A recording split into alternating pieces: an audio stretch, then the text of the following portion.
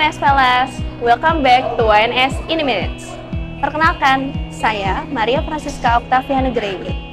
Kali ini kita akan membahas tentang dari kuliner ke investasi, gastronomi sebagai jembatan potensi bisnis dan pariwisata berkelanjutan di Indonesia.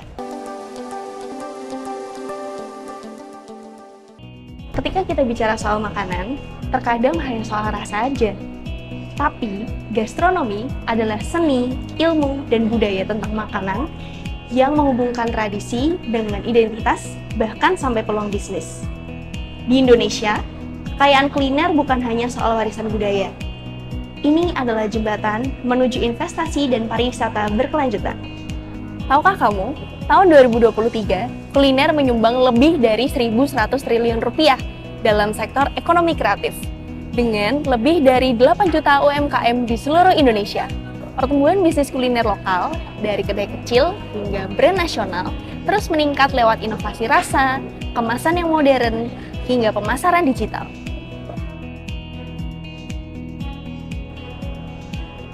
Ini bukan soal konsumsi saja, tapi juga tentang investasi yang menciptakan lapangan kerja dan meningkatkan perekonomian daerah. Tahukah kamu, tren wisata gastronomi global tumbuh lebih dari 30% dalam satu dekade terakhir. Wisatawan kini datang bukan hanya untuk destinasi wisata, tapi juga untuk pengalaman rasa.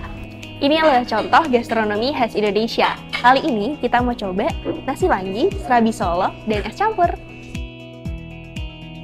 Hi Miss, and good afternoon. And may I know about the Indonesian food? How is it? And do you want to comment about the Indonesian food? Okay. Enak sekali. I love Indonesian food and sekali. What do you order in this place? Ayam nato. Sorry. That's okay. I ordered that.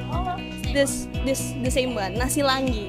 Yeah, okay. And that's all delicious? Yes. Okay, thank you very much.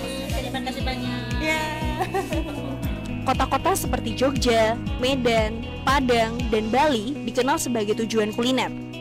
Kuliner lokal memperpanjang masa tinggal wisatawan dan membuka peluang investasi di sektor hospitality, restoran, hingga ekonomi kreatif. Kemenparekraf menargetkan kuliner menyumbang 45% PDB ekonomi kreatif pada 2025. Sertifikasi tenaga kerja ditingkatkan, food waste ditekan, dan pemakaian bahan baku lokal didorong hingga 70%. Ini bukan hanya soal peluang pasar, tapi juga sinyal kuat bagi investor bahwa kuliner Indonesia memiliki ekosistem yang siap tumbuh secara berkelanjutan. Dari kuliner ke investasi, gastronomi adalah jembatan yang mempertemukan tradisi dengan peluang bisnis modern. Setiap piring kuliner Nusantara bukan hanya tentang rasa, tapi juga tentang identitas, pariwisata, dan masa depan ekonomi Indonesia.